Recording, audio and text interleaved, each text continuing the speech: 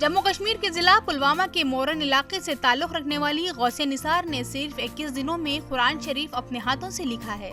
ساتھ ہی 10ویں جماعت کے امتحان میں 500 میں سے 993 نمبرات حاصل کر کے نمایاں کارکردگی کا مظاہرہ کیا اور اپنے والدین کا نام روشن کیا۔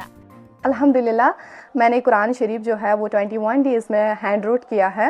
وہ میں نے 3 مئی جس ڈے اس دن فرائیڈے تھا، اور میں نے کمپلیٹ جو کیا ہے وہ 23 مئی میں نے کمپلیٹ کیا۔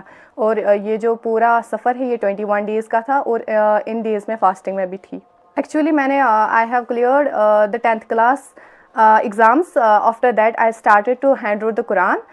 I started in it 3rd May and till to 23rd May. میں دن میں ایک ٹارگیٹ فکس کرتی تھی کہ مجھے 60 پیجز دن میں کور کرنے ہیں۔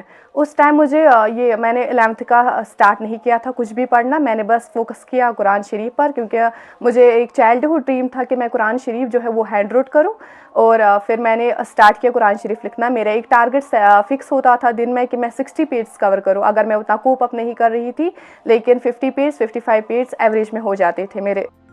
اس سلسلے میں غوثیہ نثار نے بتایا کہ 10ویں جماعت کے امتحانات مکمل ہونے کے بعد انہوں نے قرآن پاک لکھنے کا ہدف مقرر کیا، اور یہ ان کے بچپن کا خواب تھا کہ اپنے ہاتھوں سے قرآن مجید لکھیں، اور روزانہ گھنٹوں صرف کرنے کے بعد اپنے مقصد میں کامیاب ہوئی اور صرف 21 دنوں میں قرآن پاک مکمل کیا۔